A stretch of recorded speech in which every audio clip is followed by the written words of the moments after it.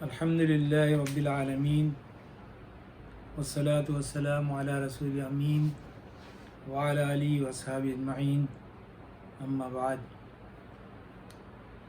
محترم ناظرین، رمضان المبارک کے بعد ایک طویل عرصے کے بعد اللہ تعالیٰ نے آپ کے روبرو ہونے کا الحمدللہ موقع دیا ہے۔ آج میں جس موضوع پر گفتگو کرنا چاہتا ہوں وہ دنیا کی سب سے اٹل حقیقت ہے، یعنی موت۔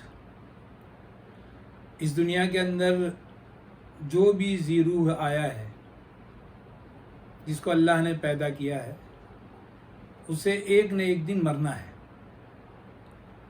موت سے کسی کو فرار نہیں ہے، چاہے وہ صحت مند انسان ہو، چاہے بیمار، چاہے بوڑھا ہو، چاہے جوان، چاہے زیر زمین ہو، چاہے آسمان میں ہو، چاہے بختر بند گاڑی میں ہو، چاہے کسی پہاڑ کے اندر ہو۔ جب کسی کی موت کا وقت آتا ہے تو موت اسے دبوچ لیتی ہے۔ اسی حقیقت کو قرآن میں یوں بیان کیا گیا ہے، اعوذ باللہ من الشیطان الرجیم، کل نفس ذائقۃ الموت۔ ہر شخص کو، ہر متنفس کو، ہر ذی روح کو موت کا مزہ چکھنا ہے۔ لیکن صرف اتنا ہی جاننا کافی نہیں ہے کہ موت سے ہر ایک کو دوچار ہونا ہے، بلکہ اس حقیقت کے ایک سب سے اہم پہلو کو جاننا بھی ضروری ہے۔ وہ یہ ہے کہ اس موت پر اقتدار اللہ تعالیٰ کو حاصل ہے۔ اللہ رب العالمین جس کو چاہتے ہیں موت دیتے ہیں۔ یہ اور بات ہے کہ اپنی سنت کے تحت اللہ تعالیٰ نے جیسے اور چیزوں کے لیے اسباب بنا رکھے ہیں، رزق کے لیے اسباب ہیں، آسمان سے پانی برستا ہے، سورج کھیتی کو پکاتا ہے، چاند پھلوں میں رس پیدا کرتا ہے، زمین جو ہے وہ کھیتی کو اگاتی ہے، یہ اسباب ہیں۔ لیکن ان اسباب کے پیچھے فاعل حقیقی اللہ تعالیٰ ہے۔ اسی لیے اللہ تعالیٰ کو یہ بات بہت ہی زیادہ ناپسند ہے کہ رزق کو یا زندگی کو اللہ کے علاوہ کسی اور کی طرف منسوب کیا جائے۔ اللہ تعالیٰ کو یہ بات انتہائی ناپسند ہے کہ آدمی اللہ سے اولاد طلب کرے، پھر جب اللہ اس کو اولاد دے تو اس کو کسی اور کی طرف منسوب کرے۔ رزق کو طلب کرے، اللہ تعالیٰ اسے رزق دے تو اس رزق کو کسی اور کی طرف منسوب کرے۔ سورج کو اللہ تعالیٰ نے روشنی کا ذریعہ بنایا ہے، دنیا جہان کو نور سے بھر دینے کا سبب بنایا ہے، لیکن اس کے باوجود اللہ پاک کو یہ بات انتہائی ناپسند ہے کہ لوگ اسے سجدہ کریں اور اپنے اس کام کے لیے حقیقی فاعل اس کو سمجھیں۔ ٹھیک اسی طرح موت کے لیے بھی اللہ کے علاوہ کسی کو حقیقی فاعل سمجھنا اللہ تعالیٰ کو بالکل گوارا نہیں ہے۔ اس حد تک کہ قرآن مجید میں بہت صراحت کے ساتھ اللہ تعالیٰ نے یہ بات کہہ دی ہے،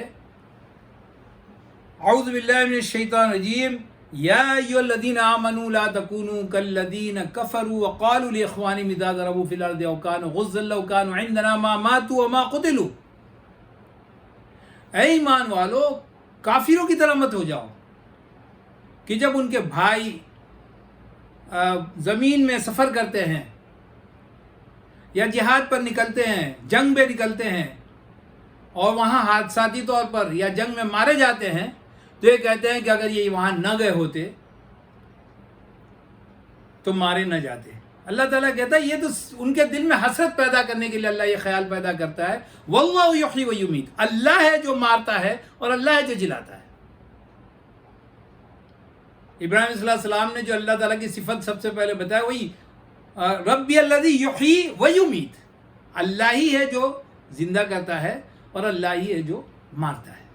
تو جس طرح اللہ تعالیٰ نے زندگی کے جو اسباب بنائے ہیں، ان اسباب کے کار فرما ہونے کے باوجود ہم زندگی کے لیے اللہ تعالیٰ کے علاوہ کسی اور کی طرف نسبت نہیں کر سکتے، ٹھیک اسی طرح موت کو بھی کسی اور چیز کی طرف منسوب نہیں کر سکتے، نہ کسی شخص کی طرف، نہ کسی بیماری کی طرف، نہ کسی اور سبب کی طرف۔ موت اللہ تعالیٰ دیتا ہے، اس کے بہت سارے سبب ہو سکتے ہیں۔ آدمی چل رہا ہے، گر پڑا، موت آ گئی۔ آدمی ہوائی جہاز میں ہے، ہوائی جہاز گر پڑا، بندہ بچ گیا کیونکہ اس کی موت نہیں لکھی تھی۔ آدمی بیمار ہے، برسوں تک بیمار ہے، پڑا ہوا ہے بستر پر، اسے موت نہیں آ رہی ہے۔ آدمی جو ہے بالکل ہٹا کٹا ہے، نوجوان ہے، چل پھر رہا ہے، اچانک اسے دورہ پڑ جاتا ہے، اس کا انتقال ہو جاتا ہے۔ کس ذریعے سے موت آئے گی یہ اللہ تعالیٰ کا اختیار ہے، اس پر انسان کسی طرح کا بھی کوئی زور نہیں رکھتا ہے۔ انسان نے بتیری کوشش کر لی کہ موت کو روک لے، کیونکہ کفر جو ہے اس کی جو ذہنیت ہے، کفر کے لیے دنیا جنت ہے۔ اب دنیا سجن المومن و جنت الکافر، دنیا مومن کے لیے قید خانہ ہے جہاں سے آدمی ہر دم چاہتا ہے نکل جائے، کسی بھی قیمت پر نکل جائے قید خانے سے، اور کافر کے لیے وہ جنت ہے، وہ اس کو چھوڑنا نہیں چاہتا۔ یود احدہم لو یعمر الف سنہ، ہر ایک چاہتا ہے کہ اس کی عمر 1000 سال ہو جائے، حالانکہ جو لوگ 1000 سال جیے وہ بھی مر گئے۔ تو موت سے کسی کو فرار نہیں ہے، اور اللہ تعالیٰ مسلمانوں کے تعلق سے کم ان کو یہ بتا دے رہا ہے کہ تم کفر مت اختیار کرو، کافروں کی طرح مت ہو جاؤ کہ موت کو اللہ کے علاوہ کسی اور سے منسوب کرنے لگو۔ لو کانوا ہا ہنا ما قتلوا، اگر وہ یہاں ہوتے تو نہیں مارے جاتے۔ یہ منافق کہتے ہیں، اللہ تعالیٰ کہتا ہے فَدْرَوْا عَنْ أَنفُسِكُمُ الْمَوْتَ إِن كُنتُمْ صَادِقِينَ، تو ٹھیک ہے تم اپنے آپ کو موت سے بچا کے دکھا دو۔ سائنس جس کو لوگ کہتے ہیں کہ یہ فطرت کے انکشافات کا یہ کام کرتی ہے، در حقیقت وہ غلط فہمی مبتلا ہے۔ سائنس فطرت کے انکشافات اس لیے نہیں کرتی ہے کہ وہ خدا تک پہنچے، وہ اس لیے کرتی ہے کہ وہ خدا سے لڑے، موت سے لڑنا چاہتی ہے، بیماری سے لڑنا چاہتی ہے، لیکن آج تک وہ کامیاب نہیں ہو سکی، نہ تا قیام قیامت کامیاب ہوگی۔ موت صرف اور صرف اللہ تعالیٰ کا اختیار ہے، اس کے علاوہ کسی اور چیز کی طرف منسوب کرنا اللہ نے کہا یہ کفر ہے۔ اللہ تعالیٰ چاہتا ہے کہ مومنین جو ہیں وہ موت سے ان کو ایک لگاؤ ہو، بہی طور کہ وہ اللہ کا فیصلہ ہے، اس کے ذریعے وہ اللہ سے ملاقات کرنے والے ہیں۔ ایک بہت ہی پیاری حدیث اس دوران میری نظر سے گزری، ابو داؤد میں یہ حدیث موجود ہے۔ اللہ تعالیٰ اپنے ایک فرشتے سے کہتے ہیں کہ جاؤ میرے فلاں بندے کے بیٹے کی جان روح قبض کر لو۔ فرشتہ جاتا ہے، اس کی روح قبض کر لیتا ہے۔ پھر فرشتہ آتا ہے، اللہ تعالیٰ پوچھتے تم نے میرے فلاں بندے کے بیٹے کی جان یا اس کی روح قبض کر لی؟ کہتا ہے جی میں نے آپ کے حکم کی تعمیل کی۔ تو اللہ تعالیٰ کہتا ہے میرے اس بندے نے کیا کہا؟ تو فرشتہ جواب دیتا ہے، اس نے کہا اللہ کے لیے ہی ساری تعریف ہے، اِنَّ لِلَّهِ وَإِنَّا إِلَيْهِ رَاجِعُونَ۔ اللہ تعالیٰ فرشتوں کے درمیان اعلان کرتے ہوئے فرماتے ہیں اے فرشتوں گواہ رہو، میں نے اس کی مغفرت کر دی، اور اس کے لیے جنت میں ایک گھر بناؤ جس کا نام بیت الحمد ہوگا۔ اور یہ صرف نری خواہش ہی نہیں تھی کہ موت مسلمان کو محبوب ہو جائے، بلکہ عملاً اللہ کے رسول صلی اللہ علیہ وسلم نے ایک ایسے معاشرے کی تعمیر کی جہاں لوگ مرنے کے لیے تڑپتے تھے۔ اس بات کو جگر مراد آبادی نے اتنے خوبصورت پیرائے میں بیان کیا ہے، جو حق کی خاطر جیتے ہیں مرنے سے کہیں ڈرتے ہیں جگر، جب وقت شہادت آتا ہے دل سینوں میں رقصاں ہوتے ہیں۔ موت مسلمان کے لیے اللہ سے ملاقات کا ذریعہ ہے، موت مسلمان کو محبوب ہے، اور مسلمانوں میں سب سے افضل، بلکہ انسانوں میں سب سے افضل، بلکہ انبیاء میں سب سے افضل، بلکہ سارے خلائق میں سب سے افضل حضور پر نور صلی اللہ علیہ وسلم نے فرمایا واللہ لاود ان اقتل فی سبیل اللہ ثم احیا ثم اقتل ثم احیا ثم اقتل. خدا کی قسم میرا دل چاہتا ہے کہ میں اللہ کی راہ میں قتل کر دیا جاؤں، پھر مجھے زندہ کیا جائے، پھر میں قتل کیا جاؤں، پھر مجھے زندہ کیا جائے، پھر میں قتل کیا جاؤں. فدا ہو ابی و امی. جب شہید اللہ تعالیٰ کی جناب میں پیش ہوگا اور اللہ تعالیٰ اس کو دیکھ کر جس طرح سے خوش ہوگا، اللہ تعالیٰ پوچھے گا بتاؤ میں تمہیں کیا دوں، تو شہید کہے گا اے میرے رب مجھے پھر سے اس دنیا میں بھیج تاکہ میں پھر تیری راہ میں لڑوں، یہاں تک کہ شہید ہو کر کے تیرے پاس آؤں اور پھر تیرے چہرے پر وہی مسکراہٹ دے. یہ کوئی خواب و خیال کی دنیا نہیں تھی. اللہ کے رسول صلی اللہ علیہ وسلم نے فرمایا میں قتل کر دیا جاؤں، یہ ایک خیالی چیز نہیں تھی. ساری جنگوں میں آپ صلی اللہ علیہ وسلم پیش پیش رہتے تھے. موت کا خوف کبھی ان کو پیچھے نہیں ہٹا سکتا تھا. مجاہدین دیوانہ وار جنگ میں شہید ہو جاتے تھے، صفوں کو چیرتے ہوئے نکل جاتے تھے. جب شہادت کا جذبہ ان کے اوپر اتاری ہوتا تھا تو اپنی زرہ کو بھی اتار کے پھینک دیتے تھے تاکہ شہادت کی راہ میں کوئی چیز آڑے نہ آئے. اور خدا کی قسم اللہ کے رسول صلی اللہ علیہ وسلم نے کبھی ان لوگوں کو اس بات پہ ڈانٹا نہیں کہ تم نے زرہ کیوں اتار دی. ایک صحابی آتے ہیں اللہ کے رسول صلی اللہ علیہ وسلم کے پاس، جنگ جاری ہے، غالباً جنگ بدر کا مارکا ہے. وہ صحابی کھجور کھا رہے ہیں، بھوک لگی ہے ان کو، کھجور کھا رہے ہیں. آپ صلی اللہ علیہ وسلم کا گزر ہوتا ہے تو صحابی بےتابی سے آگے پڑھتے ہیں اور پوچھتے ہیں یا رسول اللہ صلی اللہ علیہ وسلم کیا اگر میں اس جنگ میں شہید ہو جاؤں تو مجھے کیا ملے گا؟ تو آپ صلی اللہ علیہ وسلم کا جنت. اللہ کے رسول صلی اللہ علیہ وسلم نے اس سے یہ نہیں کہا کہ ارے اپنا دفاع کرتے ہوئے کفار کو مارنے کی کوشش کرو، سیدھے کہا جنت. وہ صحابی جلدی جلدی کھجوریں کھانے لگے. پھر ان کو لگا کہ یہ تو بہت دیر ہو جائے گی، ساری کھجوریں پھینک دی، گئے مردانہ وار لڑے، وہ شہید ہو گئے.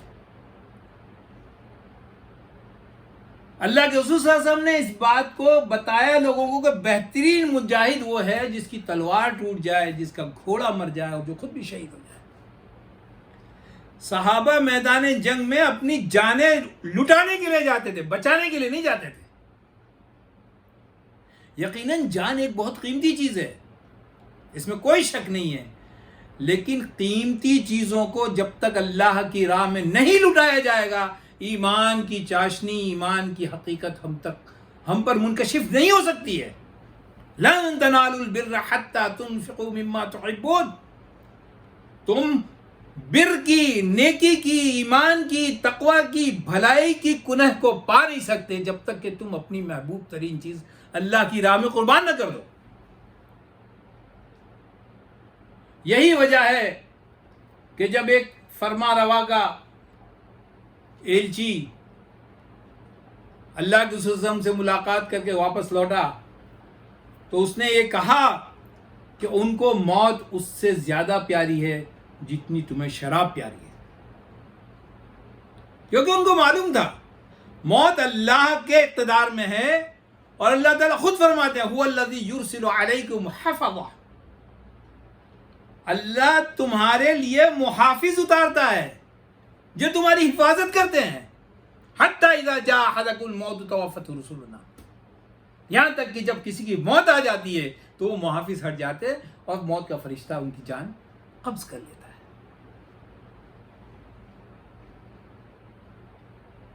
حضرت خالد جن کو اللہ رضی اللہ عنہ، جن کو اللہ کے رسول صلی اللہ علیہ وسلم نے سیف اللہ کا خطاب دیا تھا، اپنے آخری وقت میں اتنا روتے تھے اور افسوس کرتے تھے، لوگوں کو دکھاتے تھے اپنا بدن کہ دیکھو بدن کا کوئی حصہ ایسا نہیں ہے جہاں مجھے زخم نہ لگا ہو، لیکن مجھے اللہ کی راہ میں شہادت نصیب نہیں ہوئی۔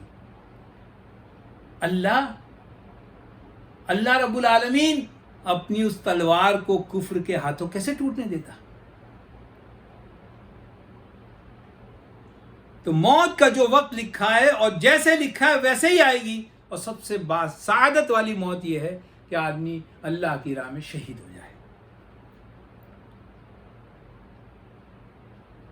نہ صرف یہ کہ اللہ تعالیٰ یہ چاہتا ہے کہ مسلمان کو موت محبوب ہو، بلکہ اللہ تعالیٰ یہ بھی چاہتا ہے کہ مسلمان موت سے بھاگے نہیں۔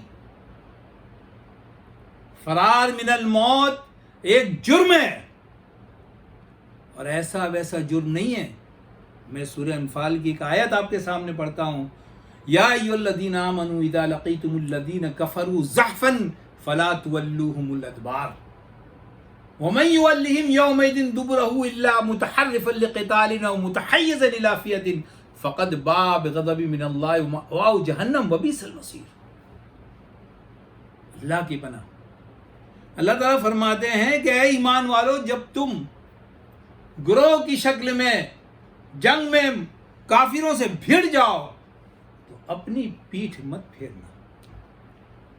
ہاں کوئی جنگی چال ہو، اس کے تحت تم ادھر سے پیچھے ہٹ کر پیچھے دوسری طرف سے حملہ اور ہونا چاہ رہے ہو، یا تم اپنے گروپ سے چھٹ گئے ہو تو اس سے جا کے ملنا چاہ رہے ہو، تو یہ تو جنگی چال ہوئی، یہ تو موت سے فرار نہیں ہوا۔ اس صورت میں تمہارا پیٹھ پھیرنا جائز ہے۔ لیکن اگر تم موت کے خوف سے بھاگتے ہو تو جان لو وَمَن يُوَلِّهِمْ يَوْمَئِذٍ دُبُرَهُ إِلَّا مُتَحَرِّفًا أَوْ مُتَحَيِّزًا إِلَىٰ فِئَةٍ فَقَدْ بَاءَ بِغَضَبٍ مِّنَ اللَّهِ، اس پہ اللہ کا غضب ٹوٹ پڑے گا، اس کا ٹھکانہ جہنم ہوگا۔ موت سے فرار جرم ہے۔ نہ صرف یہ کہ جنگ میں موت سے فرار جرم ہے، بلکہ اگر بیماری کے خوف سے اگر کوئی فرار اختیار کرتا ہے تو یہ بھی جرم ہے۔ اس کی شہادت بھی قرآن میں ملتی ہے۔ چنانچہ اللہ تعالیٰ فرماتے ہیں، أَلَمْ تَرَ إِلَى الَّذِينَ خَرَجُوا مِنْ دِيَارِهِمْ وَهُمْ أُلُوفٌ حَذَرَ الْمَوْتِ فَقَالَ لَهُمُ اللَّهُ مُوتُوا ثُمَّ أَحْيَاهُمْ۔ ذرا دیکھو ان لوگوں کو جو ہزاروں کی تعداد میں تھے اور موت سے بچنے کے لیے، حذر الموت، موت سے بچنے کے لیے نکل پڑے بستی چھوڑ کر کے۔ اللہ نے ان سے کہا یہیں کہ یہیں مر جاؤ، اور مر گئے، ان کی ہڈیاں چونا ہو گئی، مگر ان کی مدت پوری نہیں ہوئی تھی، اس لیے اللہ نے ان کو دوبارہ سے زندگی دی۔ مگر اس سے معلوم ہوتا ہے کہ اللہ کتنا غضبناک ہوا ان کے اوپر کہ موت سے بھاگ رہے ہو۔ علامہ ابن کثیر رحمۃ اللہ علیہ نے اپنی تفسیر میں عبداللہ ابن عباس رضی اللہ عنہ سے روایت کی ہے کہ وہ 30 سے 40 ہزار لوگ تھے، اور ان کے درمیان طاعون پھیل گیا تھا، پلیگ پھیل گیا تھا، جو اس وقت ناقابل علاج تھا۔ اور ایک بات یاد رکھیے، بہت دھیان سے اس کو سنیے، اللہ جب کوئی وبا بھیجتا ہے تو وہ لا علاج ہی بھیجتا ہے، وہ لا علاج ہی بھیجتا ہے وبا جب بھی آتی ہے۔ تو یہ لوگ بھاگے وہاں سے کہ اس جگہ کو خالی کر دو، یہاں موت نے بسیرا کر لیا ہے، یہاں بیماری نے بسیرا کر لیا، بھاگے۔ اللہ نے کہا موتو۔ یہ کوئی حدیث کی یہ روایت ہوتی تو متشککین یا وہ لوگ جو منکرین حدیث ہے وہ اس میں مین میخ نکالتے۔ یہ قرآن کی آیت ہے، حذر الموت، موت کے خوف سے انہوں نے جو ہے گھر چھوڑا، موت کے خوف سے انہوں نے میدان چھوڑا، ان کا ٹھکانہ جہنم ہے، ان کا ٹھکانہ جو ہے بہت برا ہے، اللہ کے غضب کے وہ شکار ہو۔ صحابہ کرام رضوان اللہ تعالیٰ عنہم اجمعین نے جہاں میدان جنگ میں اپنی شجاعت کے، اپنی بہادری کے جھنڈے گاڑے، وہیں اس محاذ پہ بھی انہوں نے جو پامردی اور ثابت قدمی دکھائی ہے وہ ایک بہت خوبصورت اور قابل عمل نمونہ ہے.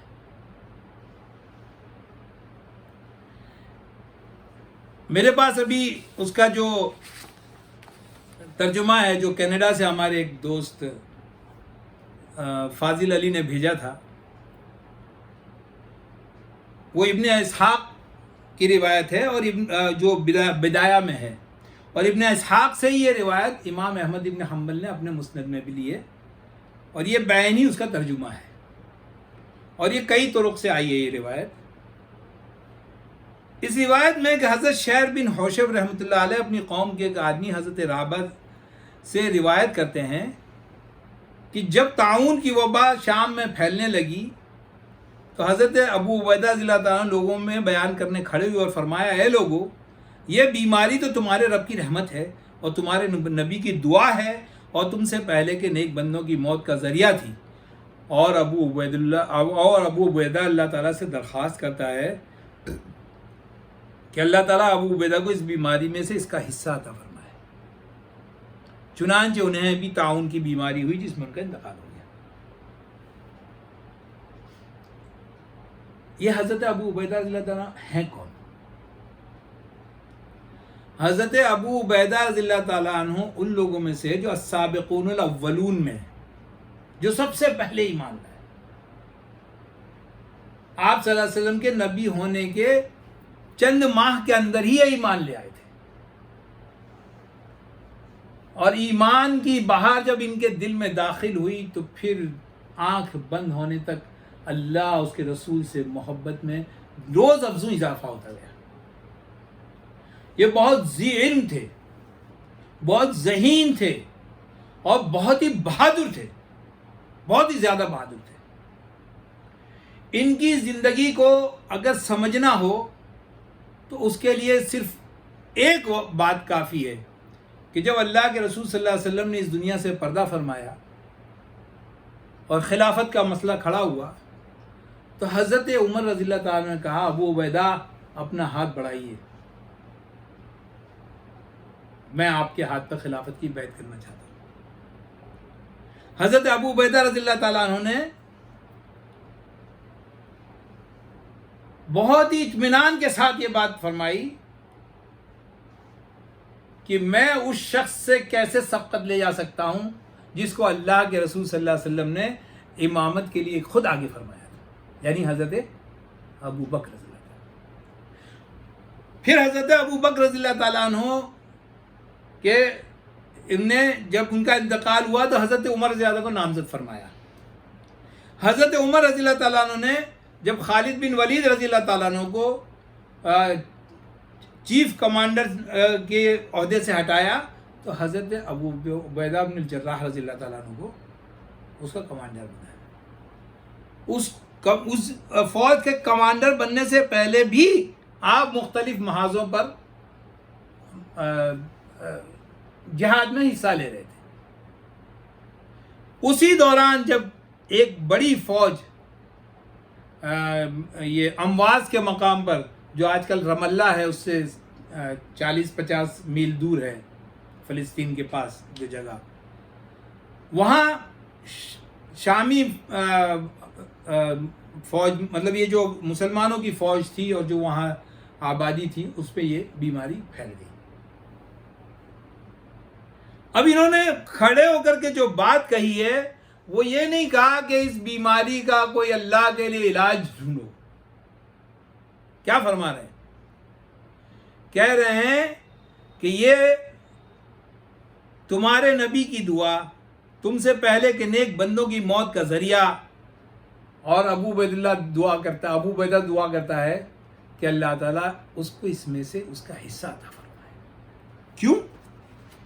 اس لیے کہ حضرت ابو عبیدہ رضی اللہ تعالیٰ عنہ کو اللہ کے رسول صلی اللہ علیہ وسلم کے اس قول کے بارے میں پتہ تھا جس میں آپ صلی اللہ علیہ وسلم نے فرمایا، کسی نے آپ سے طاعون کے متعلق پوچھا، نبی صلی اللہ علیہ وسلم نے فرمایا کہ یہ عذاب تھا اللہ کا، جس پر چاہتا تھا اس پر اس کو بھیجتا تھا، پھر اللہ تعالیٰ نے اسے مومنین کے لیے رحمت بنا دیا۔ اب کوئی بھی بندہ اللہ کا اگر صبر کے ساتھ اس شہر میں ٹھہرا رہے جہاں طاعون پھوٹ پڑا ہو، اور یقین رکھتا ہے کہ جو کچھ اللہ تعالیٰ نے اس کے لیے لکھ دیا ہے اس کے سوا اس کو اور کوئی نقصان نہیں پہنچ سکتا، اور پھر طاعون میں اس کا انتقال ہو جائے تو اسے شہید کے برابر ثواب ملے گا۔ اللہ اکبر۔ ایک بیماری پھیلی ہوئی ہے، لوگ دھڑا دھڑ مر، طاعون جو پلیگ اس زمانے میں تھا وہ بہت خطرناک تھا، اس کو کوئی علاج نہیں تھا، اور اس میں ہوتا یہ تھا کہ جس کو طاعون ہوتا تھا، پہلے کوئی کسی جگہ ہاتھ میں، ہتھیلی میں، پیر میں، جانگ میں کہیں گلٹی نکلتی تھی، پھر وہ گلٹی بڑی ہوتی جاتی تھی، بھی کئی گلٹیاں نکلتی تھی، اور دوسرے یا تیسرے دن تیز بخار کے ساتھ اس کا انتقال ہو جاتا۔ آدمی کا ابھی جنازہ دفن بھی نہیں ہوتا تھا کہ گھر میں ایک دوسرا جنازہ تیار ہو جاتا تھا، ایسی کیفیت ہوتی تھی۔ اس کیفیت میں بندہ یہ سوچے کہ جو ہونا ہو، میرے نبی نے کہا ہے مجھے یہاں سے نہیں نکلنا، میں یہاں سے نہیں نکلوں گا، اگر اللہ کی مرضی ہے کہ وہ میری شہادت قبول کر لے تو میں دعا کرتا ہوں کہ اللہ میری شہادت قبول کر لے۔ یہ ہے وہ تصور جو قرآن، حدیث، اللہ کے رسول صلی اللہ علیہ وسلم اور صحابہ کا عمل ہمارے اندر پیدا کرنا چاہتے ہیں۔ موت سے بے خوفی، کیونکہ موت اللہ تعالیٰ کے ہاتھ میں ہے۔ اسی طرح ایک اور حدیث میں ہے جس میں آپ صلی اللہ علیہ وسلم نے فرمایا کہ طاعون ایک عذاب ہے جو پہلے بنی اسرائیل کے گروہ پر بھیجا گیا تھا، یا یہ فرمایا کہ ایک گزشتہ امت پر بھیجا گیا تھا، اس لیے جب تم کسی جگہ کے متعلق سنو کہ وہاں طاعون پھیلا ہوا ہے تو وہاں نہ جاؤ، لیکن اگر کسی ایسی جگہ یہ وبا پھیل جائے جہاں تم پہلے سے موجود ہو تو وہاں سے مت نکلو۔ یہ دونوں حدیث صحیح بخاری کی ہیں، لیکن تقریباً تمام صحاح میں یہ حدیث ملتی ہے مختلف طریقوں سے، اور تواتر کی حد تک یہ حدیث ہے۔ جب نبی صلی اللہ علیہ وسلم نے اس کو امت محمدیہ کے لیے رحمت بتایا، اور ابو عبیدہ نے جو پوری زندگی اللہ کی رحمت کی تلاش میں گزاری تھی اور اس شہادت کی تلاش میں جو ہے گزاری تھی جس کا نتیجہ جنت ہے، جس کا نتیجہ اللہ کی رضا ہے، تو کیوں نہ اس کو طلب کرتے۔ ان کے بعد حضرت معاذ ابن جبل جو ہے چیف کمانڈر بنے۔ اس دوران ایک بات میں آپ کو بتانا چاہتا ہوں جو بہت ایمان افروز ہے۔ چھوٹی چھوٹی بیماریوں پر مساجد کو بند کرنے اور اسے دور رہنے والوں کے لیے اس میں بڑی عبرت ہے۔ جب حضرت ابو عبیدہ رضی اللہ تعالیٰ عنہ کا انتقال ہوا ہے تو اس وقت یہ وبا بالکل پھوٹ پڑی تھی، عام تھی۔ پہلے بھی کئی لوگ مر چکے تھے، شہید ہو چکے تھے، ان کے بعد بھی کئی لوگ شہید ہوئے۔ تقریباً فوج کے 12,000 لوگ شہید ہوئے، جن میں بڑے جلیل القدر صحابہ تھے۔ ان کے انتقال کے وقت جماعت کا وقت ہو رہا تھا، تو انہوں نے اپنی جگہ امامت کے لیے حضرت معاذ ابن جبل رضی اللہ عنہ کو نامزد کیا۔ وہ اس بات کی علامت تھی کہ اب یہ میرے بعد کمانڈر ان چیف رہیں گے۔ حضرت معاذ ابن جبل رضی اللہ عنہ نے نماز پڑھائی، سلام پھیرا، آ کے دیکھا تو ان کی روح قفص منصری سے پرواز کر چکی تھی۔ چیف کمانڈر جاں کنی کی حالت میں ہے، جماعت بند نہیں ہوئی، جماعت بند نہیں ہوئی۔ کوئی مائلڈ بیماری نہیں ہے، سمٹمک اور ان سمٹمک کا کوئی مسئلہ نہیں ہے۔ پھنسی نکلی، گلٹی نکلی، دوسرے دن بخار آیا، تیسرے دن جان نکل گئی۔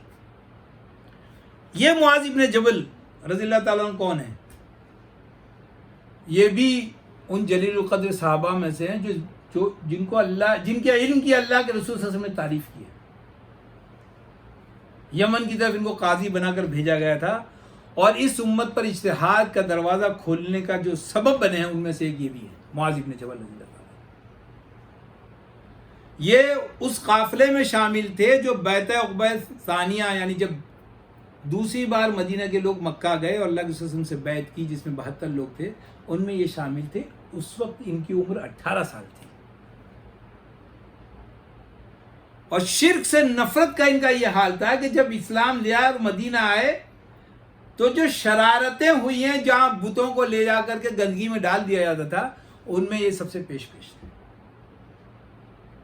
اس کے بعد دین کا علم انہوں نے اللہ کے رسول صلی اللہ علیہ وسلم سے راست سیکھا. بہت ہی شجاع اور بہت ہی بہادر تھے. فوجی نقطہ نگاہ سے ان کی بہت اہمیت تھی، اور علمی اعتبار سے بھی ان کی بڑی اہمیت تھی.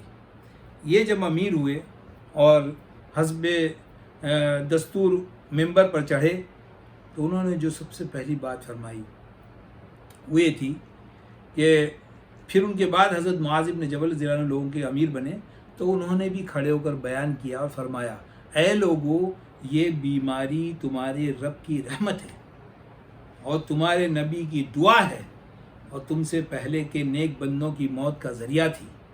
معاذ اللہ تعالیٰ سے درخواست کرتا ہے کہ وہ معاذ کی اولاد کو اس بیماری میں سے ان کا حصہ عطا فرمائے. اللہ اکبر. اپنے لیے ہی نہیں، اپنی اولاد کے لیے بھی، اس لیے کہ ان کو معلوم تھا، یقین تھا. جو بیت الحمد والی روایت میں نے سنائی ہے وہ بھی ان کو معلوم ہوگی، لیکن ان کو معلوم تھا کہ میرے بچے کا فیوچر دنیا داری میں، عیش و عشرت میں نہیں، بلکہ شہادت کے ذریعے اس دنیا سے جا کر کے اللہ کے یہاں بڑا مقام پانے میں ہے. اس لیے انہوں نے دعا کی. اس میں ایک باپ کی شفقت تھی، بچے کے لیے بیتابی تھی، بچے کے مستقبل کے لیے فکر تھی، اور وہ حقیقی مستقبل دیکھ رہے تھے. چنانچہ ان کے بیٹے عبد الرحمن کو طاعون کی بیماری ہوئی، اور عبد الرحمن کو معلوم تھا کہ ان کے باپ نے برسر منبر میری شہادت کے لیے دعا کی تھی. ایک لفظ بھی نہیں کہا. ملت اسلامیہ کے اگر انہیں ذبیح اللہ کہا جائے تو کوئی مبالغہ نہیں ہوگا. اور آخر میں جو دونوں باپ بیٹے کی گفتگو ہوئی ہے ان کی موت سے پہلے، ان کی شہادت سے پہلے، وہ ایک طرف کلیجہ چیر جاتی ہے، دوسری طرف جوش و جذبات سے بھر دیتی ہے. ان کا بھی انتقال ہو گیا، حضرت عبد الرحمن بن معاذ بن جبل کا، اور ان کے باپ نے انہیں قبر میں اتارا. پھر حضرت معاذ نے کھڑے ہو کر اپنے لیے بیمار ہونے کی دعا مانگی. تو ان کی ہتھیلی میں طاعون کا ایک دانہ نکل آیا. راوی کہتا ہے میں نے دیکھا کہ حضرت معاذ اسے دیکھ رہے تھے، اس دانے کو دیکھ رہے تھے. گویا اعلان تھا، ان کی موت کا وہ مقدمہ تھا. اور اپنے ہتھیلی کو پلٹ کر فرما رہے تھے، اے ہتھیلی، مجھے یہ بالکل پسند نہیں ہے کہ تجھ میں جو یہ طاعون کی بیماری ہے اس کے بدلے مجھے دنیا کی کوئی چیز مل جائے. کیونکہ انہیں یقین تھا کہ دنیا کی بڑی سے بڑی چیز موت کے بعد فانی ہے، جبکہ موت کے بعد مسلمان کے لیے جو اللہ نے سب کچھ تیار کر رکھا ہے وہ بہت بہتر ہے. کشادے در دل سمجھتے ہیں اس کو. علامہ اقبال نے بہت ہی خوبصورت پیرا میں بات بیان کی ہے. کشادے در دل سمجھتے ہیں ان کو، ہلاکت نہیں موت ان کی نظر میں. موت ہلاکت نہیں ہے، خاتمہ نہیں ہے، زندگی کے ایک نئے اور روشن باب کا دروازہ ہے. اس روایت کا ایک حصہ اور ہے جس کو میں نے بات کے لیے چھوڑا ہے، انشاءاللہ بعد میں اس پہ میں گفتگو کروں گا. ایک بات اور جو میں یہاں کہنا چاہتا ہوں وہ یہ کہ طاعون جو وبا تھی، پلیگ، یہ کنٹینجس تھی، یعنی ایک سے دوسرے کو لگتی تھی. اس کے باوجود نمازیں ختم نہیں ہوئی، جماعتیں ختم نہیں ہوئی، اور مریض کی تیمارداری ختم نہیں ہوئی، اس کی خدمت ختم نہیں ہوئی، اس کے مرنے پر اس کو نہلانے، کفنانے، دفنانے کا نظام بھی جاری رہا۔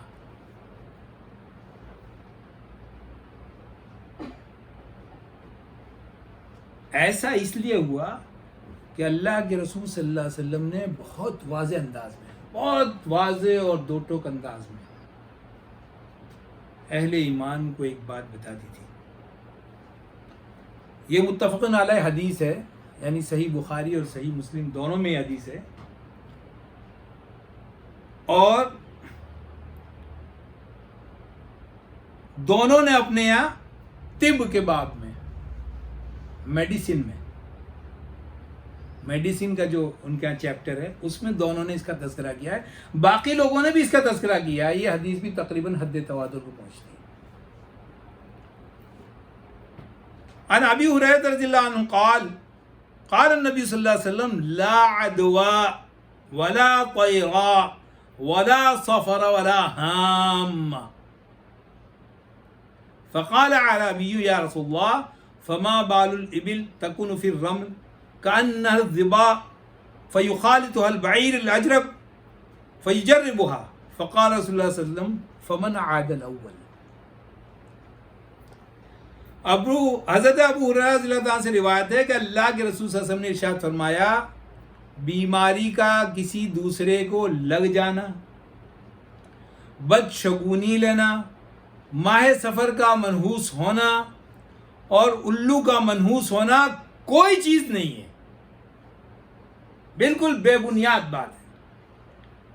آپ صلی اللہ علیہ وسلم کے اس فرمان کو سن کر ایک بدو کھڑا ہوا اور اس نے کہا، اللہ کے رسول صلی اللہ علیہ وسلم، اگر بیماری کا کسی دوسرے کو لگ جانا کوئی چیز نہیں ہے تو کیا وجہ ہے کہ اونٹ کے ریوڑ صحرا میں رہتے ہیں اور وہ اس طرح صاف ستھرے اور نشیط ہوتے ہیں گویا کہ ہرن ہیں، لیکن ان میں ایک ایسا اونٹ شامل ہو جاتا ہے جس کو خارش کی بیماری ہے تو پورے ریوڑ کو خارش زدہ کر دیتا ہے۔ آپ صلی اللہ علیہ وسلم نے فرمایا، تو یہ بتلاؤ کہ پہلے اونٹ کو خارش کس نے لگائی؟ اسی طرح سنن ابن ماجہ کی جو حدیث ہے اس میں آپ صلی اللہ علیہ وسلم سے جب اس اعرابی نے یہ سوال کیا تو آپ صلی اللہ علیہ وسلم نے فرمایا، یہی تو تقدیر ہے، یہی تو تقدیر ہے۔ اللہ تعالیٰ نے پہلا دانہ پیدا کیا، پھر اس دانے سے بہت سارے دانے پیدا ہوئے، پھر ان دانوں سے بہت سارے دانے پیدا ہوئے، لیکن پہلا دانہ اللہ نے پیدا کیا۔ تو دانہ دینے والا کون ہوا؟ حضرت آدم علیہ السلام کو اللہ تعالیٰ نے پیدا کیا، ان سے ان کی نسل چلی۔ تو میں اپنے باپ کا بیٹا تو ہوں، لیکن کیا میرا باپ میرا خالق ہو سکتا ہے؟ ہرگز بھی نہیں۔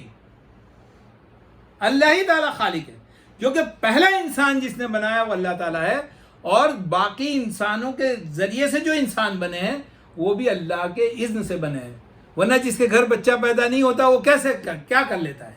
کچھ بھی نہیں کر سکتا۔ یہ سنن ابن ماجہ کی حدیث ہے۔ الغرض، اللہ کے رسول صلی اللہ علیہ وسلم کی طرف سے ان وضاحتوں کے بعد کسی کو اس بات کا شائبہ بھی نہیں تھا کہ میں مریض کی عیادت سے بچوں یا اس کی تدفین سے بچوں یا میں اس کے ساتھ کسی طرح کا سلوک کرنے سے بچوں ورنہ یہ بیماری مجھے لگ جائے گی۔ جہاں لوگ خود آگے بڑھ کے کہتے ہوں کہ مجھے بیماری لگ جائے، وہاں پھر اس ڈر کا کوئی وجود ہی نہیں۔ اس سلسلے میں کچھ لوگ ایک حدیث پیش کرتے ہیں، وہ یہ ہے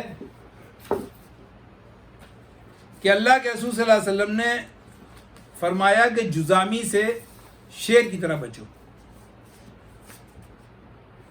یہ صحیح حدیث ہے اور متعدد روایات نے اس کو بھی بیان کیا ہے، روایت کیا ہے۔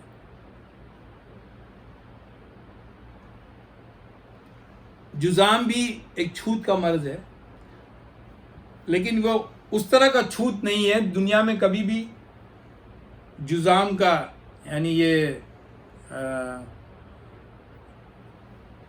جو جس میں کوڑ کہتے ہیں، کوڑ جو ہے وبا کی طرح نہیں پھوٹا ہے. اس میں یہ ہوتا ہے کہ انسان کے دل کے علاوہ کے جو اعضاء ہوتے ہیں، خاص طور سے انگلیاں، ہاتھ پیر کی انگلیاں، ناک کی ہڈی، یہ سب گلنے لگتی ہے اور اس کو کوئی درد نہیں ہوتا اس میں، مگر وہ گلنے میں جو اس میں کیڑے پڑ جاتے ہیں، بدبو بھی آتی ہے اور اس طرح کی چیزیں بھی ہوتی ہیں. تو یقیناً آپ صلی اللہ علیہ وسلم کی طبیعت نے ابا کیا کہ ان سے کسی طرح کا خلط مت رکھا جائے. لیکن یہ معاملے کا صرف ایک پہلو ہے جسے لوگ بیان کر کے خاموش ہو جاتے ہیں. معاملے کا دوسرا پہلو یہ ہے کہ آپ صلی اللہ علیہ وسلم نے ایک جزامی کا ہاتھ پکڑا، اسے اپنے گھر میں لے گئے اور اسے کہا کھاؤ، ثقتم باللہ ومتوکلا علیہ، اللہ پر بھروسہ کرتے ہوئے اور اس سے امید رکھتے ہوئے کھاؤ. ایک پیالے سے آپ صلی اللہ علیہ وسلم نے ہاتھ پکڑ کر اندر لے گئے اور ایک ہی پیالے سے دونوں نے کھایا.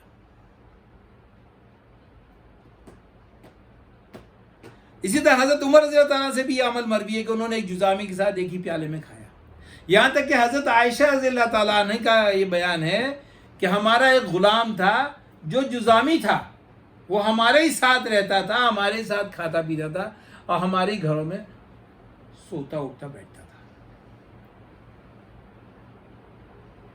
تعاون اس سے زیادہ چھوت والی بیماری ہے. وہاں اللہ کے رسول نے تعاون سے بچنے کے لیے نہیں بلکہ کہا کہ اگر وہاں رہو صبر کے ساتھ تو تمہیں ثواب ملے گا. لیکن جزامی انڈیویجول سے آپ صلی اللہ علیہ وسلم نے بچنے کے لیے کہا، لیکن ساتھ ہی اس کے ساتھ اس کو بے یار و مددگار نہیں چھوڑا. اور کچھ علماء حدیث تو اس طرف گئے ہیں کہ بعد کا عمل پہلے والے عمل کو منسوخ کرتا ہے. یعنی پہلے آپ صلی اللہ علیہ وسلم نے یہ بتا دیا تھا کہ ایک خطرناک بیماری ہے اور اس میں بہت زیادہ بدبو اور تعفن ہوتا ہے اور جو جھڑنے والا جو حصہ ہے اس کے اندر کیڑے ہوتے ہیں، ہو سکتا ہے کسی اور صحت مند آدمی کو نقصان کریں. لیکن بعد میں آپ صلی اللہ علیہ وسلم نے اپنے عمل کے ذریعے اس کو کالعدم قرار دیا. لیکن کچھ علماء حدیث کا یہ کہنا ہے کہ اس پہ ہم تطبیق دیں گے کہ کتنا بیمار ہے، کیسی اس کی ضرورت ہے اس اعتبار سے. اور اس کی سب سے بڑی مثال اس ملک میں مدر ٹریسا ہے. مدر ٹریسا نے جو اصل کام کیا تھا وہ یہی کہ ان جزامیوں کو ڈھونڈ ڈھونڈ کے لاتی تھی، ان کو نہلاتی تھی، ان کا دوا علاج کرتی تھی اور اس کے نتیجے میں اللہ تعالیٰ نے اس کو بڑی شہرت دی. اور دنیا جانتی ہے کہ وہ تبھی موت مری، اس کو جزام نہیں لگا. اگر یہ چھوت ہوتا اور چھونے والوں کو لازماً لگ جاتا اسے بھی جزام ہو جاتا. تو یہ دلیل پیش کرنا بالکل غلط ہے جب اللہ کے رسول صلی اللہ علیہ وسلم نے صریح طور پر کہہ دیا لا عدوہ. جو لوگ عربی جانتے ہیں انہیں پتا ہوگا لا عدوہ کوئی چھوت سے پھیلنے والی بیماری ہے ہی نہیں. اس پورے گفتگو کا جو حاصل ہے وہ یہ کہ صحابہ رضی اللہ تعالیٰ عنہم کے سامنے چاہے میدان جنگ ہو، میدان عمل ہو یا ان کی بیماری کا یا اور کوئی معاملہ ہو جہاں جان جانے کا خطرہ ہو، وہاں ان کی پرائیورٹی ایمان ہوتی تھی. جان جائے پر ایمان نہ جائے. ایمان کے آگے، اللہ کی خوشنودی کے آگے، جہنم کے عذاب سے بچنے کے لیے جان ان کے لیے بالکل معمولی حیثیت رکھتی تھی.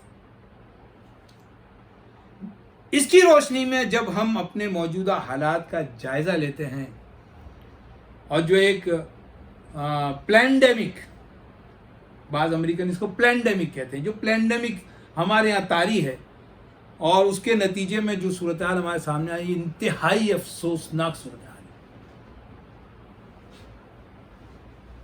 بلکہ اس کے جو نقصانات پہنچے ہیں اسلام اور اہل اسلام کو، تو مجھے کہنے دیجئے کہ یہ جو بھی پلینڈیمک ہے یا جس کو مہاماری کہا جا رہا ہے، جو بالکل بھی فیٹل نہیں ہے، بالکل بھی فیٹل نہیں ہے. میں پورے اعتماد کے ساتھ یہ بات کہتا ہوں کہ یہ بیماری فیٹل نہیں ہے.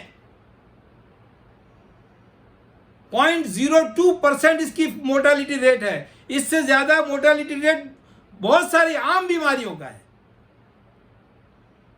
اور ابھی یہ پورے پلان کے باوجود 2.5% سے زیادہ اس کو بڑھا نہیں سکے ہیں. اس پر ہم بعد میں گفتگو کریں گے، کیونکہ دنیا کتنی بھی خوشحال ہو، میرا دین اگر برباد ہو گیا تو مجھے دنیا کی خوشحالی بالکل نہیں چاہیے.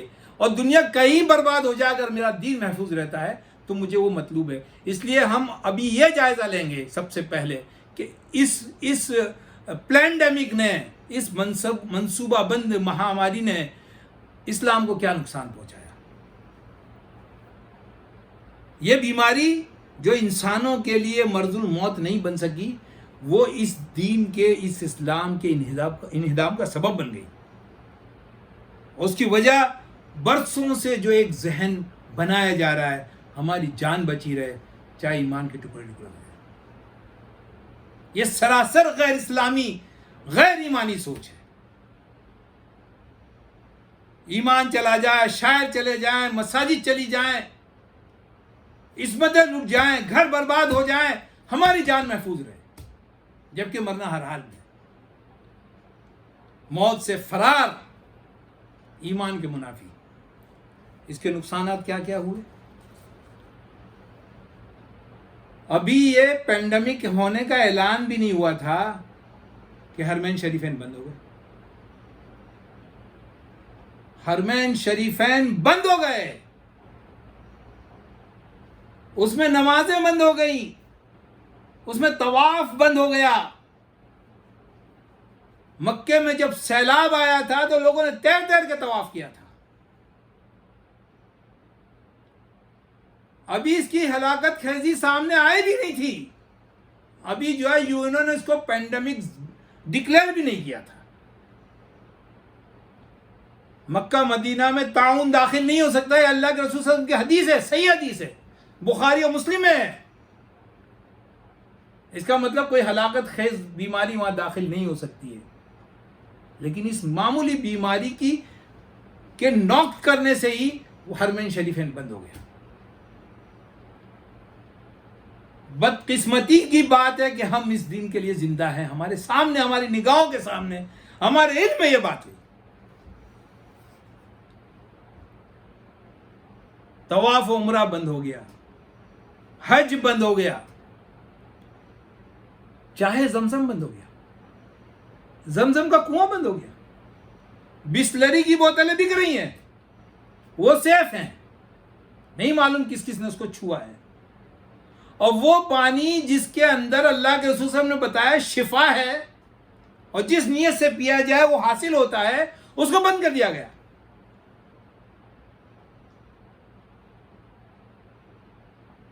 بعض لوگ کہتے ہیں یہ علماء کا اجتہاد تھا. جھوٹ ہے، یہ فریب ہے. یہ علماء کا اجتہاد نہیں تھا، بلکہ خائن حرمین شریفین کی مغرب سے، سے یو این او سے ملی بھگت تھی، جس کے نتیجے میں یہ حادثہ جان کا پیش آیا. آپ کہتے ہیں کہ یہ اجتہاد تھا. اجتہاد تو پاکستان میں ہوا تھا. مولانا تقی عثمانی صاحب مدظ اللہ العالی کے زیر قیادت پاکستان کی تمام اسلامی جماعتیں، تحریکیں اور گروپس اکٹھا ہوئے، جس میں بریلوی بھی تھے، جس میں جو ہے تبلیغی بھی تھے، جس میں دیوبندی بھی تھے، جس میں جماعت اسلامی کے بھی لوگ تھے، جس میں خادم رضوی صاحب کے بھی لوگ تھے. تمام لوگوں نے متفقہ طور پر یہ فیصلہ کیا کہ ورلڈ ہیلتھ آرگنائزیشن کی طرف سے نافذ ہونے والا لاک ڈاؤن مسجدوں پر نافذ نہیں ہوگا.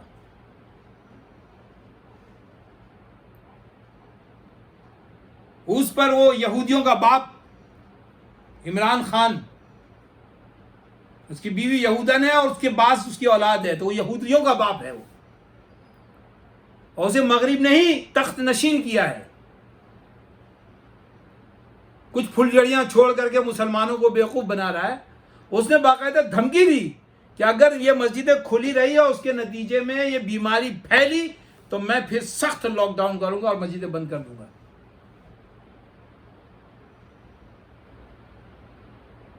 لیکن الحمدللہ مسجدیں تو روحانی اور جسمانی شفا کا گھر ہے. دنیا میں کوئی بھی جگہ ایسی نہیں ہے جس میں صفائی اور نظافت کا اتنا اہتمام کیا جاتا ہو.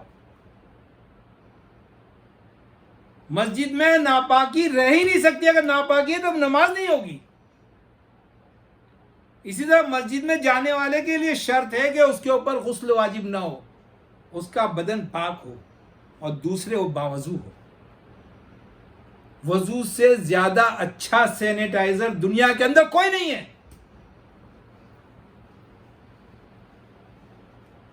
مسجدوں کو بند کرنے کا کتنی بھی بری حالت ہو, نہ کوئی عقلی جواز ہے نہ کوئی نقلی جواز ہے. یہ اجتہاد نہیں تھا, یہ اجتہاد نہیں تھا, برسوں کی غلامی کا یہ اظہار تھا.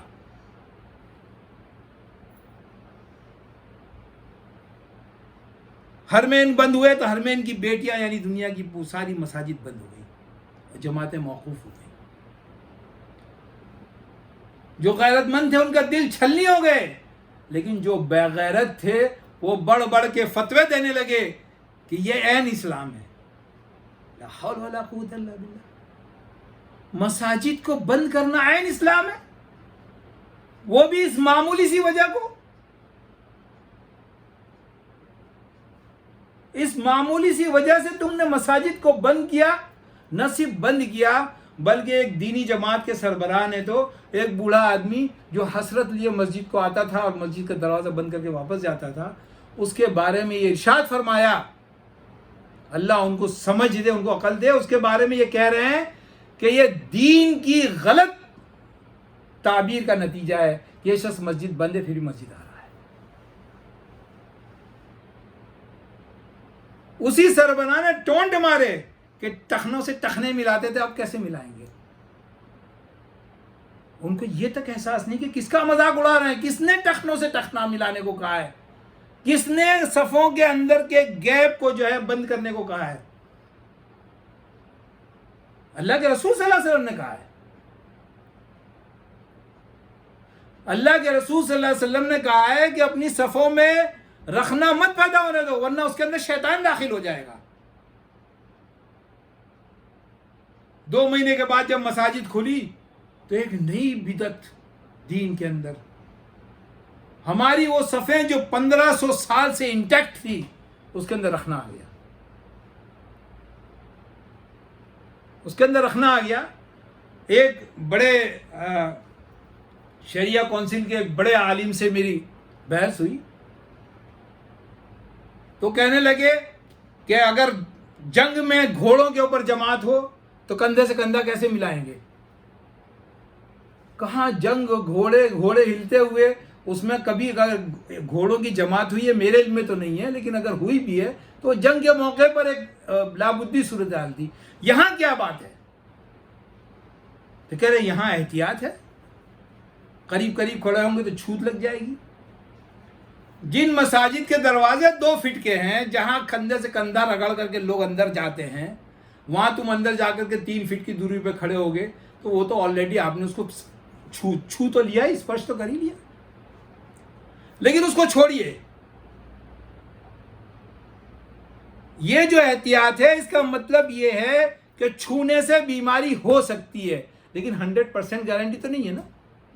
پورا گھر بیمار ہے, بگ بی کا اس کی بیوی بچی ہوئی ہے, اگر چھونے سے لازماً بیماری ہونی چاہیے تھی تو اس کو بھی شامل ہونا چاہیے تھا.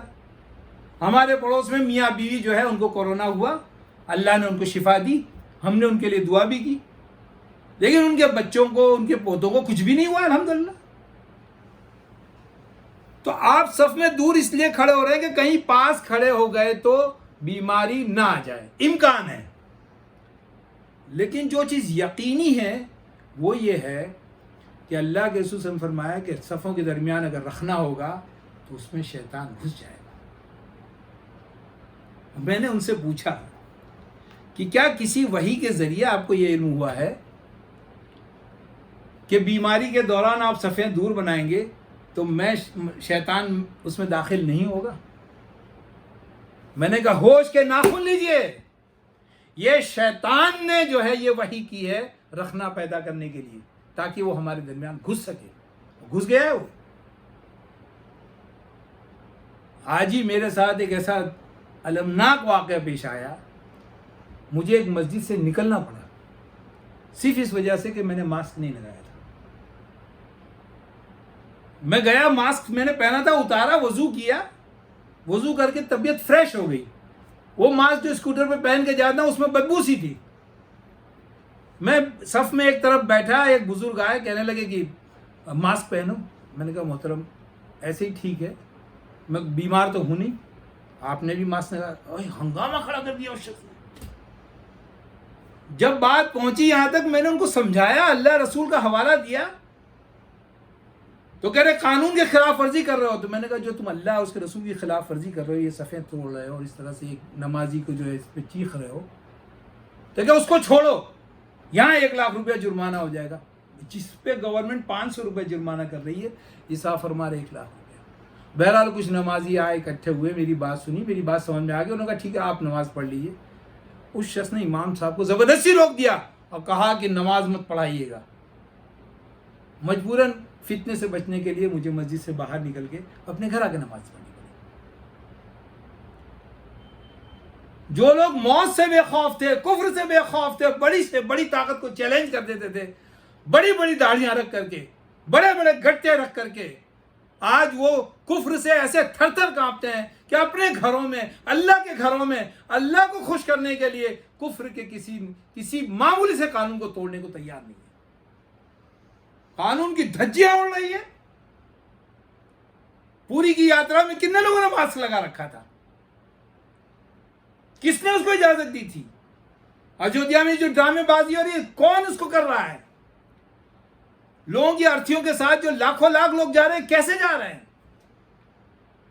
मरकज को तुमने बदनाम किया जबकि कोई नुकसान नहीं हुआ था। तुमने पूरी साजिश के साथ, सबके साथ मिलकर के तुमने बदनाम किया। तिरुपति में 140 लोग कोरोना पॉजिटिव पाए गए। तुमने कितने दिन के लिए उसको बंद किया? कितने लोगों को क्वारंटाइन किया? हद है, गिरने की हद है। कहते हैं उसको छोड़ो, खुदा को छोड़ो। ये कानून बनाने वाले, ये घटिया लोग, ये घटिया इंसान जो मां के पेट से पैदा हुए हैं और जो जमीन के पेट में जाएंगे, उनके कानून को तुम मस्जिदों में भी इतनी अहमियत देते हो, और मस्जिद में तुमसे कोई खुदा का वास्ता देता है तो भी तुम्हारे कान पे जूं नहीं रेंगती है। तुम कहते थे हमारी मस्जिदें आबाद हैं, हमारा दीन महफूज है इस कानून की हिफाजत में। बताओ क्या महफूज रहा तुम्हारा? हरम बंद हो गया, मस्जिदें बंद हो गई, तुम्हारी सफों में रखना पड़ गया।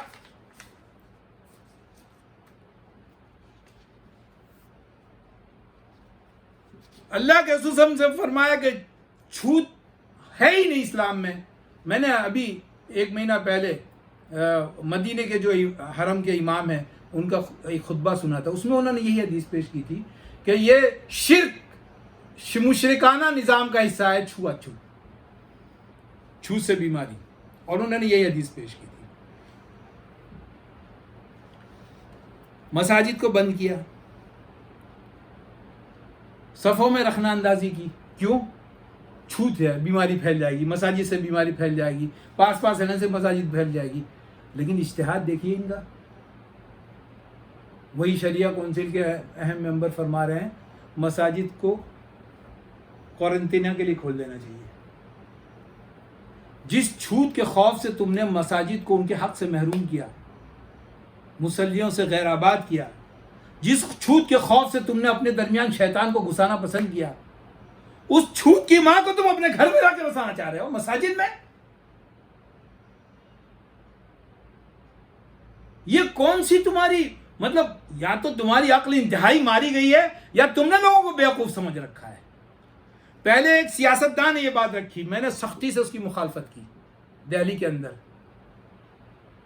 तब उस दीन के मरकज से ये बात आई। और जब मैंने उनको ये सवाल किया कि मैं आपसे दीनी मसले पे कोई गुफ्तगू नहीं करूंगा, आप अकली लिहाज से बताइए कि जिस छूत की वजह से मसाजिद बंद की, जिस छूत की वजह से तुमने सफ़ों में रखना कबूल की, उस छूत को तुम लेके मस्जिद में आ रहे हो।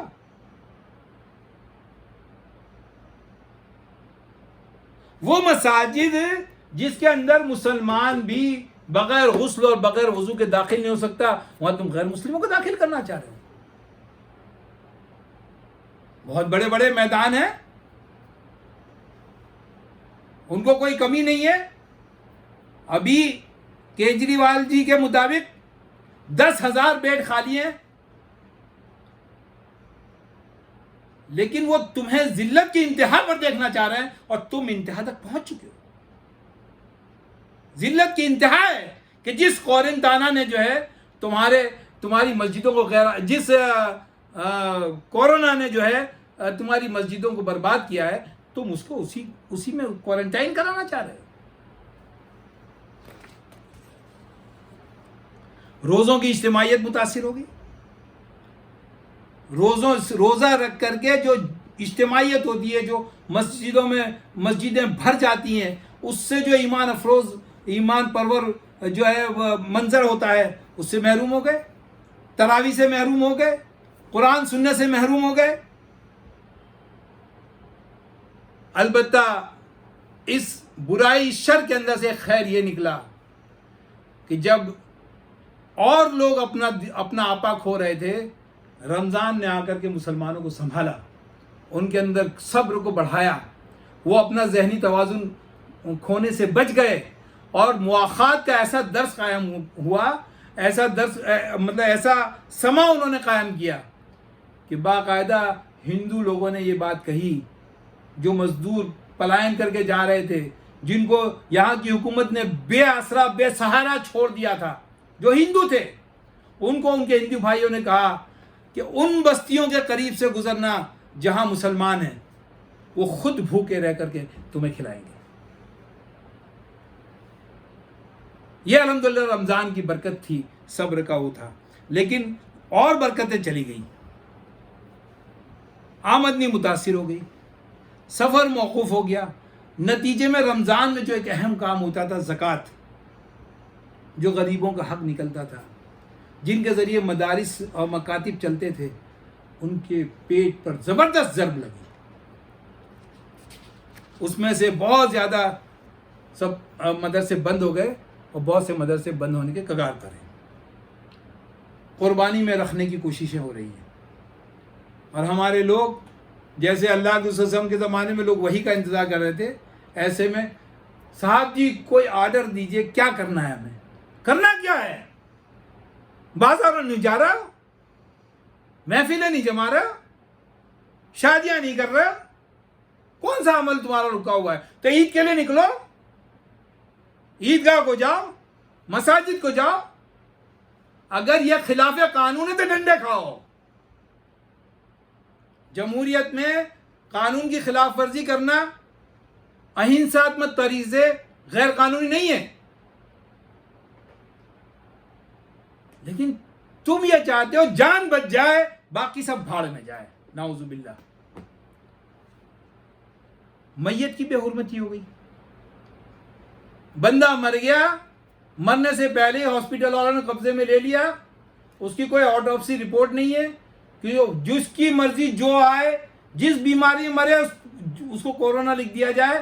اس کی نہ تکفین کر سکتا ہے، نہ اس کو نہلا سکتا ہے، نہ اس کو دیدار کر سکتا ہے. اس پر میں جب وہ ہیومینٹی کے پارٹ پہ آؤں گا تو اس پہ اور تفصیل سے گفتگو کروں گا. لیکن ایک مسلمان کا دوسرے مسلمان پہ یہ حق ہے کہ وہ مر جائے تو اس کو نہلائے، خوشبو لگائے، اس کو کفن پہنائے اور اس کو قبر میں اس کی نماز جنازہ پڑھائے. نہ نہلانا، نہ کفنانا، نہ نماز جنازہ. کم از کم 40 افراد کے ذریعے 5 لوگ بھی ایسے کھڑے ہیں، پتہ نہیں اس میں کون باوضو ہے کون نہیں ہے. زندوں کے ساتھ ساتھ مردوں کی بھی تم نے جو ہے حرمت جو ہے پامال کر دی، اور اس پر کوئی ایک لفظ بھی تو نہیں ہو رہا ہے. ابھی حرم شریف بند نہیں ہوا تھا، پینڈیمک کا ڈکلیریشن نہیں ہوا تھا، اور ایک اتنی لمبی داڑھی، ماشاءاللہ داڑھی والے، انگلینڈ کے انگلش ایکسنٹ میں بولنے والے، انہوں نے آگے بولنے شروع کیا کہ ڈاکٹر یہ کہہ رہے ہیں کہ بڑا خطرناک ہے، یہ ہے وہ ہے، اس لیے اس کو نہلائیں گے نہیں، تیمم اس کو تیمم دور سے کر دیں گے اور دور سے وہ کچھ لوگ ہی اس کی نماز پڑھیں گے. What a naan sense. میں بتاؤں گا انشاءاللہ دوسرے پارٹ میں کہ یہ دنیاوی لحاظ سے بھی غلط بات ہے، لیکن اسلام کے لحاظ سے تو انتہائی غلط ہے۔ جب چھوت چھات نہیں ہے تو وہ مردہ کیا جو ہے آپ کو نقصان پہنچائے گا، اس کا حق مار رہے ہو تم۔ مریض کے حقوق کا خاتمہ ہو گیا، جس کے بارے میں معلوم ہو جائے کورونا اس کی عائلت کو کوئی نہیں جا رہا ہے، اس کو ڈال دیا گیا جیل خانے سے زیادہ بدتر صورتحال ہے، تڑپ تڑپ کے لوگ مرے ہیں، پانی کی پیاس، مطلب ان کو کورونا نہیں تھا، دوسری بیماریاں تھیں۔ ہماری ایک دوست ہیں الیاس خان، ان کی بچی، اس کو مطلب اس کا ٹی بی فائنل اسٹیج میں چلا گیا تھا، لیکن اس کی وجہ سے اس کو سانس میں دقت ہوئی، ہاسپٹل میں لے گئے، 6 ہاسپٹلس نے لینے سے انکار کر دیا، 7ویں نے لیا تو لیتے ہی کوارنٹائن کر دیا اس کو۔ اب وہ لوگ باہر ہیں، وہ اندر ہے بیچاری۔ 3 دن کے بعد رپورٹ آئی کہ اس کو کورونا نہیں ہے، تب لوگ ڈاکٹروں کو پھر کیا ہے پتہ چلا ٹی بی ہے، تو اس کو دوسرے ہاسپٹل میں شفٹ کرتے، تب تک وہ شہید ہو گئی۔ ایک نہیں متعدد ایسے قصے ہیں، پہلی فرصت میں اس کو کورونا میں اندر ڈال دیتے، 3 دن کے بعد معلوم ہوتا ہے۔ کانپور میں بالکل ایسی ٹی بی کا ہی کیس تھا، وہ بیچاری پانی مانگتی رہی، انہوں نے اس کو پانی نہیں دیا۔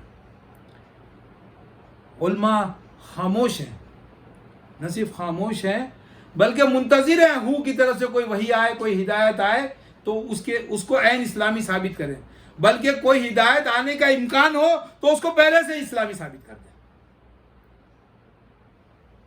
اور اس پر غور یہ کہ یہ مدینہ مکے سے پڑھے ہوئے لوگ کہتے ہیں اس زمانے کے علماء جو فیصلہ کریں گے وہی دین ہوگا۔ تو پھر اس آیت کا مطلب کیا ہے؟ اتخذوا احبارهم ورهبانهم اربابا من دون اللہ، انہوں نے اپنے علماء کو، اپنے راہبوں کو اللہ کو چھوڑ کر رب بنا لیا۔ عدی بن حاتم رضی اللہ تعالیٰ کا یا رسول اللہ، ہم نے تو اپنے علماء کو رب نہیں بنایا تھا، پوچھتے نہیں تھے ان کو ہم۔ آپ صلی اللہ علیہ وسلم نے کہا کیا تم ان کے حلال کو حلال اور حرام کو حرام نہیں مانتے تھے؟ جبکہ وہ اللہ کے حلال کو حرام کرتے تھے اور اللہ کے حرام کو حلال کرتے تھے، تم ان کو مانتے تھے؟ کہا یہ تو تھا۔ تو کہ پھر رب بنانا اور کیا ہے؟ اللہ اور اس کا رسول جس چیز کو حرام کہہ رہا تم اس کو حلال کر رہے ہو، اللہ اس کا رسول جس چیز کو حلال کہہ رہا تم اس کو حرام کر رہے ہو۔ یہ وہ راستہ ہے جس پہ علماء بنی اسرائیل چلے تھے، اور یہ وہ راستہ ہے جس پہ ہمارے علماء چل رہے ہیں۔ خدا کا خوف کیجئے، اللہ سے ڈریے، یہ دنیا تو گزر جائے گی، آپ جیل میں جا کے مر جائیں گے یا اپنی کھاٹ پہ مریں گے، آپ شہادت سے مریں گے، ایکسیڈنٹ سے مریں گے، آپ گولی کھا کے مریں گے یا ڈنڈا کھا کے مریں گے، یا آپ دوائیں کھا کے مریں گے، مرنا یقینی ہے۔ اور جب اللہ کے سامنے جب آپ پیش ہوں گے تو پھر وہاں کوئی عذر کام نہیں آئے گا، وہاں کوئی عذر کام نہیں آئے گا۔ یہ پہلا حصہ، حالانکہ درد بہت ہے، باتیں بھی بہت ہیں، لیکن وقت بہت زیادہ ہو گیا ہے، اس پہلے حصے کا یہیں اختتام کرتے ہیں۔ انشاءاللہ بہت جلد دوسرے حصے میں ہم اس کا براڈر پرسپیکٹیو سے جائزہ لیں گے۔ اللہ تعالیٰ جو باتیں صحیح کہی ہیں ان کو دلوں میں جگہ دے، اور جو باتیں غلط نکل گئی ہیں اللہ تعالیٰ اس کو ذہنوں سے محو کر دے۔ اللہ تعالیٰ ہماری حفاظت فرمائے، اللہ تعالیٰ ہمارے ایمان کو تقویت دے، اور ہمارے لیے بھی موت کو ایسے ہی محبوب کر دے جیسے وہ ہمارے بڑوں کے لیے تھی۔ اقول قولی ھذا واستغفر اللہ لی ولکم اجمعین، وآخر دعوانا الحمد للہ رب العالمین، والسلام علیکم۔